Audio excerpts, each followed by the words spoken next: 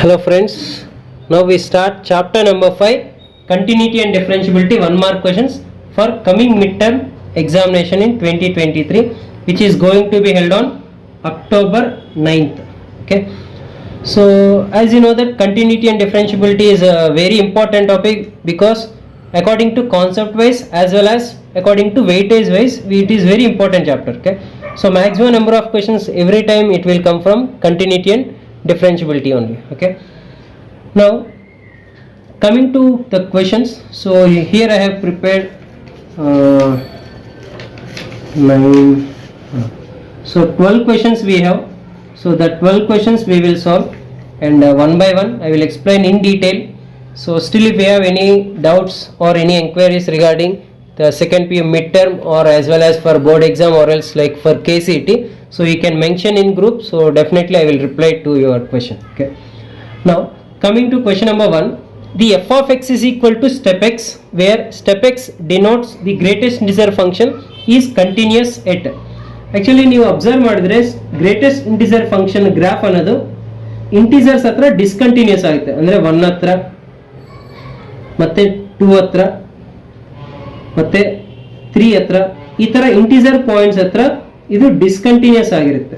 So ಅದಕ್ಕೆ ಈ integer ಯಾವ್ದಾಗ್ಲಿ ಅದು ಪ್ಲಸ್ ಆಗ್ಲಿ ಮೈನಸ್ ಆಗ್ಲಿ ಎಷ್ಟೇ ದೊಡ್ಡ ವ್ಯಾಲ್ಯೂ ಆಗ್ಲಿ ಚಿಕ್ಕ ವ್ಯಾಲ್ಯೂ ಆಗ್ಲಿ ಆ ಇಂಟಿಜರ್ ಪಾಯಿಂಟ್ಸ್ ಹತ್ರ ಇದು ಫಂಕ್ಷನ್ ಡಿಸ್ಕಂಟಿನ್ಯೂಸ್ ಆಗಿರುತ್ತೆ. ಸೊ ಕಂಟಿನ್ಯೂಸ್ ಯಾವಾಗ ಆಗುತ್ತೆ ಅಂದ್ರೆ ಓನ್ಲಿ ಡೆಸಿಮಲ್ಸ್ ಹತ್ರ, ಅಂದ್ರೆ ನಾನ್ ಇಂಟಿಜರ್ಸ್ ಹತ್ರ ಅದು 1.5 ಆಗಲಿ 1.7 ಆಗಲಿ -3.6 ಆಗಲಿ ಈ ತರ ಡೆಸಿಮಲ್ ವ್ಯಾಲ್ಯೂಸ್ ಹತ್ರ ಇದು ಕಂಟಿನ್ಯೂಸ್ ಆಗುತ್ತೆ. ಇದು ಹೇಗೂ ಇಂಟಿಜರ್ಸ್ ಹತ್ರ ಡಿಸ್ಕಂಟಿನ್ಯೂಸ್ ಅಲ್ಲ, ಸೇಮ್ ಅದೇ ಇಂಟಿಜರ್ಸ್ ಹತ್ರ ನಾನ್ ಡಿಫರೆನ್ಷಿಯಬಲ್ ಕೂಡ. ಓಕೆ, ಡಿಫರೆನ್ಷಿಯಬಲ್ ಆಗಲ್ಲ. ಈ ಗ್ರೇಟ್ ಇಂಟಿಜರ್ ಫಂಕ್ಷನ್ ಅನ್ನೋದು ಎಲ್ಲಿ ಕಂಟಿನ್ಯೂಸ್ ಆಗುತ್ತೆ ಅಂದ್ರೆ ನಾನ್ ಇಂಟಿಜರ್ ಹತ್ರ. ಸಿಮಿಲರ್ಲಿ ಎಲ್ಲಿ ಡಿಫರೆನ್ಷಿಯಬಲ್ ಆಗುತ್ತೆ ಅಂದ್ರೆ ಓನ್ಲಿ ನಾನ್ ಇಂಟಿಜರ್ಸ್ ಹತ್ರ ಮಾತ್ರ ಡಿಫರೆನ್ಷಿಯಬಲ್ ಆಗುತ್ತೆ. Next question number 2, so the derivative of e power log x square to the base e. ಇವಾಗ ನೀವು ಅಬ್ಸರ್ವ್ ಮಾಡಿದ್ರೆ ಬೇಸ್ ಅನ್ನೋದು ಈಕ್ವಲ್ ಇದೆ. So exponential log x square to the base e. ಯಾವಾಗ ನಮಗೆ ಬೇಸು ಈ ಕಡೆ ಎಕ್ಸ್ಪೋನೆನ್ಷಿಯಲ್ ಇದೆ ಎರಡು ಸೇಮ್ ಆಗುತ್ತೋ, ಸೊ ಈಗ ಎಕ್ಸ್ಪೋನೆನ್ಷಿಯಲ್ ಮತ್ತೆ ಲಾಗ್ ಅನ್ನೋದು ಡಿಸ್ಕ್ವಾಲಿಫೈ ಆಗುತ್ತೆ, ಅಂದ್ರೆ ಎಲಿಮಿನೇಟ್ ಆಗುತ್ತೆ. ಸೊ ರಿಮೈನಿಂಗ್ ಫಂಕ್ಷನ್ ಏನಿರುತ್ತೋ ಅದು ಅಷ್ಟೇ ನಾವು ಕನ್ಸಿಡರ್ ಮಾಡಬೇಕು, ದಟ್ ಈಸ್ ಎಕ್ಸ್ ಸ್ಕ್ವೇರ್. ಅದು ಕೂಡ ಯಾವಾಗ ಈ ಬೇಸಿಸ್ ಅನ್ನೋದು ಸೇಮ್, ಅಂದ್ರೆ ಇ ಇಲ್ಲ 10 10 5 5 ಈ ತರ ಬೇಸಿಸ್ ಸೇಮ್ ಇದ್ರೆ ಮಾತ್ರ ಎರಡು ಕ್ಯಾನ್ಸಲ್ ಆಗಿ ರಿಮೈನಿಂಗ್ ಫಂಕ್ಷನ್ ಮಾತ್ರ ಇರುತ್ತೆ, that is x square. In case separate ಇದ್ರೆ ನಾರ್ಮಲ್ ಡೆರಿವೇಟಿವ್ ಹೇಗೆ ಮಾಡ್ತದೆ ಅದೇ ತರ ಮಾಡಬೇಕು. ಈಗ y equal to x square, ಇದನ್ನು differentiate with respect to x ಮಾಡಿದ್ರೆ dy by dx is equal to derivative of x square is 2x. Okay, next move to question number 3, that is domain of the derivative of function sin inverse x with respect to x. So very important question guys, last year final board ಎಕ್ಸಾಮ್ಗೆ ಈ MCQ ನ ಕೇಳಿದ್ದಾರೆ. So ಇದು related. Okay, domain of derivative of the function sine inverse x, ಇದೇ question. Okay, domain of derivative of the function sine inverse. In case ಅವರು domain of ಅಂತ ಕೇಳಿದ್ರೆ domain of sine inverse x ಏನಾಗುತ್ತೆ -1, 1 ಆಗುತ್ತೆ. ಇಲ್ಲ derivative of sine inverse x ಅಂತ ಕೇಳಿದ್ರೆ derivative of sine inverse x ಏನು 1/√1 - x ಸ್ಕ್ವೇರ್ ಆಗುತ್ತೆ. ಬಟ್ ಆ ಎರಡು ಮರ್ಜ್ ಮಾಡಿ ಕೇಳಿದ್ದಾರೆ, ಅಂದ್ರೆ domain of derivative of sine inverse ಅಂದ್ರೆ first derivative of sine inverse d/dx of sine inverse x ಏನು 1/√1 - x ಸ್ಕ್ವೇರ್. ಸೊ ಅಂದ್ರೆ ಅವರು ಈಗ ಈ ಫಂಕ್ಷನ್ಗೆ ಡೊಮೈನ್ ಏನಂತ ಕೇಳ್ತಿದ್ದಾರೆ. ಸೊ ಆಕ್ಚುಲಿ ಇದು ರೂಟ್ ಅಲ್ಲಿ ಇದೆ ಅಲ್ಲ, ರೂಟ್ ಅಲ್ಲಿ ಯಾವುದೇ ಫಂಕ್ಷನ್, ಫಾರ್ ಎಕ್ಸಾಂಪಲ್ y ಅನೇ ಫಂಕ್ಷನ್ ಇದ್ರೆ y ಯಾವಾಗ್ಲೂ greater than or equal to 0 ಅಂತಾನೆ ಕನ್ಸಿಡರ್ ಮಾಡಬೇಕು, ಅದು ಡೊಮೈನ್ ಆಗುತ್ತೆ y ಗ್ರೇಟರ್ ದೆನ್ 0 ಅಂತ. ಬಟ್ ಅದು ಡಿನಾಮಿನೇಟರ್ ಅಲ್ಲಿ ಇರೋದ್ರಿಂದ 1/√y ಇದ್ರೆ y ಗ್ರೇಟರ್ ದೆನ್ 0 ಅಂತ ಕನ್ಸಿಡರ್ ಮಾಡಬೇಕು. ಸೊ ಅದೇ ತರ ಈ ಕಡೆ y ಅಂದ್ರೆ y ಪ್ಲೇಸ್ ಅಲ್ಲಿ ಏನಿದೆ 1 - x ಸ್ಕ್ವೇರ್ ಇದೆ, ಅದು ಈ ಕಡೆ ಕನ್ಸಿಡರ್ ಮಾಡಿದ್ರೆ 1 - x square greater than 0 -x square greater than -1 -1 cancel, inequality ಏನಾಗುತ್ತೆ ರಿವರ್ಸ್ ಆಗುತ್ತೆ. x square less than 1, x square less than 1 ಅಂದ್ರೆ meaning x lies between -1 to 1 ಅಂತ meaning. So this is what the domain of derivative of function sin inverse x. Very important question this is. Okay, next question number 4, f of x is equal to tan x is discontinuous on this set. Okay, so for example like given f of x is equal to tan x, tan x ನ ನಾವು ಯಾವ ತರ ಬರೀಬಹುದು, tan x we can write as sin x by cos x. ಅಂದರೆ ಇದು P by Q formal ಇದೆ. P by Q formal ಇದ್ರೆ ಏನು consider ಮಾಡಬೇಕು, ಕ್ಯೂ ನಾಟ್ ಈಕ್ವಲ್ ಟು 0. ಅಂದರೆ ಅದ್ರ ಪ್ರಕಾರ ಇದು cos x not equal to 0. But cos x ಅನ್ನೋದು ಎಲ್ಲಿ 0 ಆಗುತ್ತೆ, 2n+1 ಇಂಟು π/2 ವ್ಯಾಲ್ಯೂಸ್ ಹತ್ರ 0 ಆಗುತ್ತೆ. ಬಟ್ ನಮಗೆ 0 ಆಗಂಗಿಲ್ಲ ಅಲ್ಲ. So except that, okay, discontinuous ಅಂದರೆ ಆ ವ್ಯಾಲ್ಯೂಸಲ್ಲಿ ಇದು ಡಿಸ್ಕಂಟಿನ್ಯೂಸ್ ಆಗುತ್ತೆ. ಸೊ ಆಪ್ಷನ್ ಸಿ ಅನ್ನೋದು ಕರೆಕ್ಟ್ ಆಗುತ್ತೆ. ಓಕೆ, ಅದೇ in case f of x is equal to cot x ಅಂತ ಕೊಟ್ಟಿದ್ರೆ ಅವಾಗ ಕಾಟ್ ಎಕ್ಸ್ ಏನಂತ ಕನ್ಸಿಡರ್ ಮಾಡ್ತೀವಿ, cos x by sine x ಅಂತ ಕನ್ಸಿಡರ್ ಮಾಡ್ತೀವಿ. ಅವಾಗ sine x not equal to 0 ಆಗಬೇಕು. Okay, so not equal to 0 ಆಗಬೇಕು. ಬಟ್ ನಾಟ್ ಈಕ್ವಲ್ ಟು 0 ಯಾವಾಗ ಆಗುತ್ತೆ ಅಂದರೆ n/n ಬಿಲಾಂಗ್ಸ್ ಟು z ಆಗುತ್ತೆ. ಇನ್ ಕೇಸ್ ಕಾಟ್ ಎಕ್ಸ್ ಅಂತ ಕೊಟ್ಟಿದ್ರೆ it is discontinuous at n/, n belongs to z. But tan x ಕೊಟ್ಟಿದ್ರಲ್ಲ, tan x is discontinuous at 2n+1 into π/2 n belongs to z. Next, if y is equal to cos inverse of e power x then dy by dx. ಇಲ್ಲಿ ಎರಡು functions ಇದ್ದಾವೆ. So ಒಂದು cos inverse ಅಂತ, ಇನ್ನೊಂದು e power x ಅಂತ.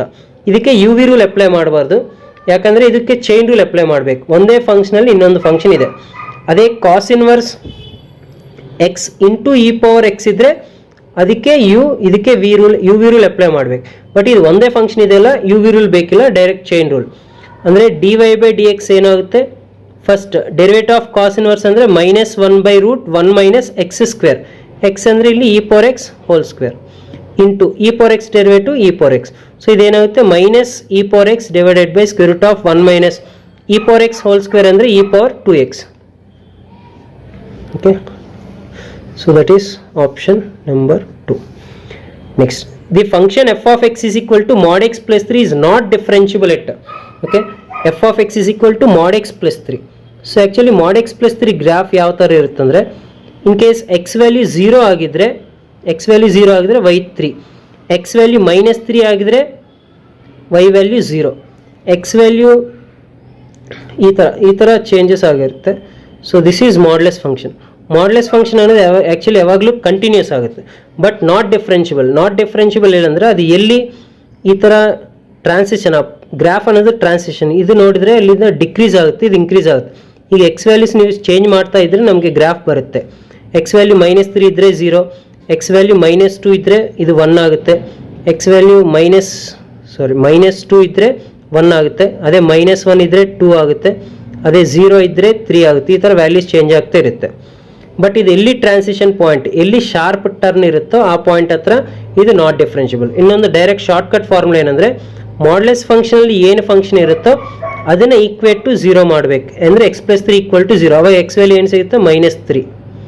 Okay, so ಈ -3 point ಹತ್ರ ನಮಗೆ ನಾಟ್ ಡಿಫ್ರೆನ್ಷಿಯಬಲ್ ಆಗುತ್ತೆ. ಅವ್ರು ಮಾಡ್ಲೆಸ್ ಫಂಕ್ಷನ್ ಏನೇ ಕೊಟ್ಟಿದ್ರು ಕೂಡ ಅದು ಈಕ್ವೇಟ್ ಟು 0 ಮಾಡಿದರೆ ನಮಗೆ ಎಕ್ಸ್ ವ್ಯಾಲ್ಯೂ ಬರುತ್ತೆ. ಆ ಪಾಯಿಂಟ್ ಹತ್ರ ನಮಗೆ ನಾಟ್ ಡಿಫ್ರೆನ್ಷಿಯಬಲ್ ಆಗುತ್ತೆ. ಬಟ್ ಮಾಡ್ಲೆಸ್ ಫಂಕ್ಷನ್ ಅನ್ನೋದು ಯಾವಾಗಲೂ continuous. Okay, next question number 7. F of x is equal to mod x. Okay, ನಾವು ಲೈಕ್ ಇವಾಗ ಅಬ್ಸರ್ವ್ ಮಾಡಿದಲ್ಲ, ಮಾಡ್ಲೆಸ್ ಫಂಕ್ಷನ್ ಅನ್ನೋದು ಯಾವಾಗಲೂ ಕಂಟಿನ್ಯೂಸ್. ಓಕೆ, ಸೊ ಈಗ ನೀವು ಅಬ್ಸರ್ವ್ ಮಾಡಿದರೆ ಎಫ್ ಈಸ್ ಎವ್ರಿವೇರ್ ಕಂಟಿನ್ಯೂಸ್ ಈ ಥರ ನಾವು ಕನ್ಸಿಡರ್ ಮಾಡ್ಬೋದು. But F is everywhere differentiable ಆಗಲ್ಲ. ಯಾಕೆ ಆಗಲ್ಲ ಅಂದರೆ, ಇನ್ಸೈಡ್ ಫಂಕ್ಷನ್ ಈಕ್ವೇಟ್ ಟು 0 ಮಾಡಿದ್ರೆ, ಕಾಸ್ ಎಕ್ಸ್ ಈಕ್ವಲ್ ಟು 0 ಮಾಡಿದ್ರೆ ಕಾಸ್ ಎಕ್ಸ್ ಅನ್ನೋದು ಯಾವಾಗ 0 ಆಗುತ್ತೆ ಅಂದರೆ 2n+1 into π/2 where n belongs to z. ಅಂದರೆ ಇನ್ಸೈಡ್ ಫಂಕ್ಷನ್ ಯಾವಾಗ 0 ಆಗುತ್ತೋ ಆ ಪಾಯಿಂಟ್ ಹತ್ರ ಇದು ನಾಟ್ ಡಿಫ್ರೆನ್ಷಿಯಬಲ್ ಆಗುತ್ತೆ. ಅಂದರೆ ಈ ಪಾಯಿಂಟ್ ಹತ್ರ ನಾಟ್ ಡಿಫ್ರೆನ್ಷಿಯಬಲ್. ಯಾಕಂದರೆ ಈ ಕ್ವೆಶನ್ ಕೂಡ ಇದು ಯಾವಾಗ 0 ಆಗುತ್ತೆ, ಎಕ್ಸ್ ವ್ಯಾಲ್ಯೂ -3. ಸೊ -3 ಇದ್ದಾಗ ನಾಟ್ ಡಿಫ್ರೆನ್ಷಿಯಬಲ್ ಆಗುತ್ತೆ. ಸಿಮಿಲರ್ಲಿ ಮಾಡ್ಲೆಸ್ ಫಂಕ್ಷನ್ ಏನೇ ಕೊಟ್ಟಿದ್ರು ಕೂಡ ಅದು ಯಾವಾಗ 0 ಆಗುತ್ತೋ ಅಬ್ಸರ್ವ್ ಮಾಡಿದ್ರೆ ಆ ಪಾಯಿಂಟ್ ಹತ್ರ ನಮಗೆ ನಾಟ್ ಡಿಫ್ರೆನ್ಷಿಯಬಲ್ ಆಗುತ್ತೆ. ಬಟ್ ಮಾಡ್ಲೆಸ್ ಫಂಕ್ಷನ್ ಯಾವಾಗಲೂ continuous, everywhere continuous, but not differentiable at x = 2n+1 into π/2. Okay, in case ಅವ್ರು mod sin x ಅಂತ ಕೊಟ್ಟಿದ್ರೆ ಅವಾಗ ಆಪ್ಷನ್ ಬಿ ಅನ್ನೋದು ಕರೆಕ್ಟ್ ಆಗ್ತಿತ್ತು. Next question number 8. The right hand derivative of f of x is equal to mod x at x = 0. So ಇದು ಕೂಡ actually regular question.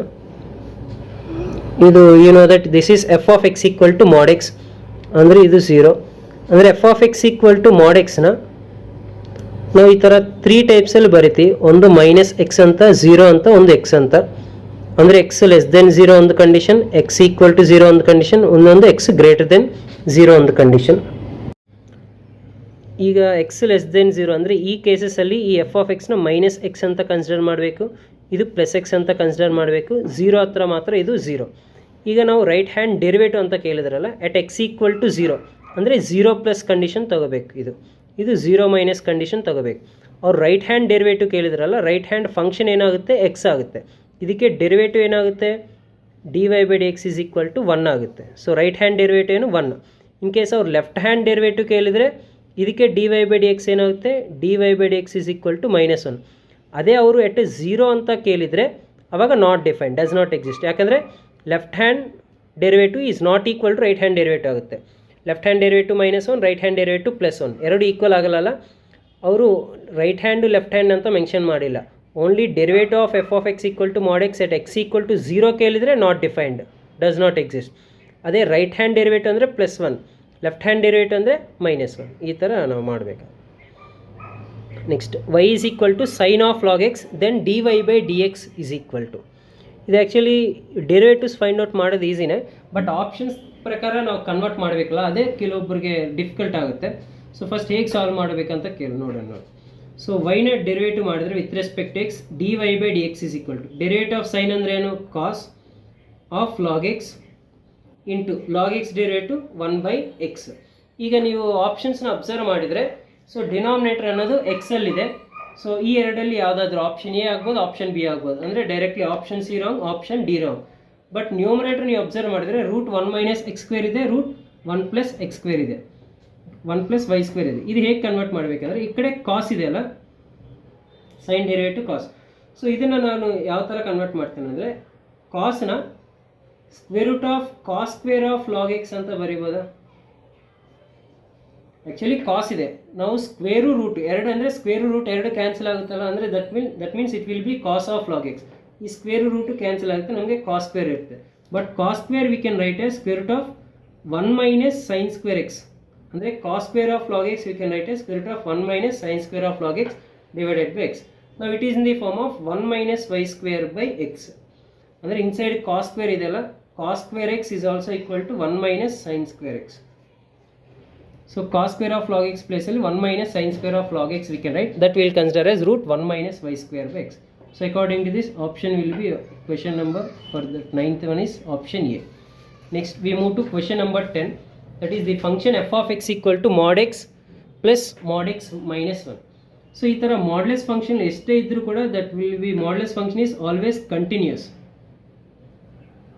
ಮಾಡ್ಲೆಸ್ function ಯಾವಾಗಲೂ continuous ಆಗುತ್ತೆ. ಅದು ಎಕ್ಸ್ ಈಕ್ವಲ್ ಟು 0 ಆಗಲಿ 1 ಆಗಲಿ 2 ಆಗಲಿ ಯಾವುದಾದ್ರೂ ಕೂಡ ಮಾಡ್ಲೆಸ್ ಫಂಕ್ಷನ್ ಅದು ಆಲ್ವೇಸ್ ಕಂಟಿನ್ಯೂಸ್ ಆಗುತ್ತೆ. ಸೊ ನಾವು ಏನಂತ ಕನ್ಸಿಡರ್ ಮಾಡೋದು ಆಪ್ಷನ್ಸ್ ನೋಡಿದ್ರೆ, continuous at x equal to 0 as well as at x equal to 1.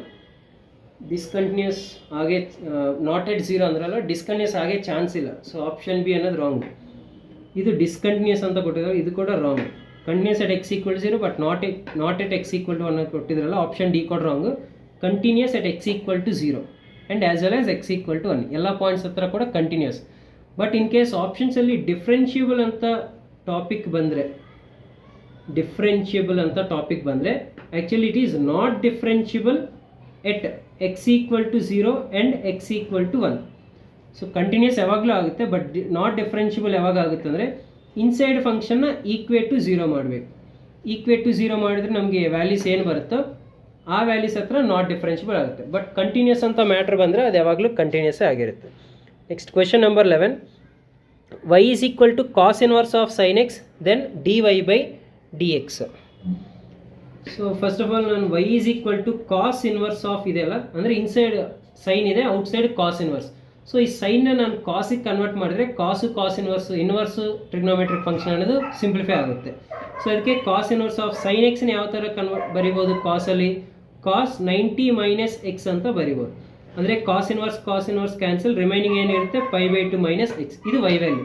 So ಇವಾಗ ನಾವು ಡಿಫ್ರೆನ್ಷಿಯೇಟ್ ಮಾಡಿದ್ರೆ dy by d x is equal to derivative of π/2 0 minus x derivative 1 which is -1 ಆಗುತ್ತೆ. Okay,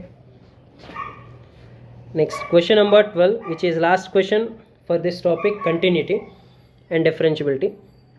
Which of the following x belongs to domain of greatest integer function f of x equal to step x which is not differentiable? which is not differentiable. Actually f of x equal to step x. Okay, f of x equal to step x is not differentiable, similarly not continuous. ಎಲ್ಲಿ ಅಂತಪ್ಪ ಅಂದರೆ integers ಹತ್ರ not differentiable at the same time not continuous ಆಗಿಲ್ಲ ಅಂದರೆ not differentiable ಕೂಡ ಎಲ್ಲಿ ಇಂಟೀಸರ್ಸ್ ಹತ್ರ. But ನಮಗೆ ಒಂದು ಕಂಡೀಷನ್ ಕೊಟ್ಟಿದ್ದಾರೆ, ಎಕ್ಸ್ ಲೈಸ್ ಬಿಟ್ವೀನ್ 0 to 3, ಅಂದರೆ 3ನೂ ಅಲ್ಲ 0ನೂ ಅಲ್ಲ, X lies between 0 to 3. 0 to 3 ಅಲ್ಲಿ ಇಂಟೀಸರ್ಸ್ ಏನಿರುತ್ತೆ 1 ಮತ್ತು 2.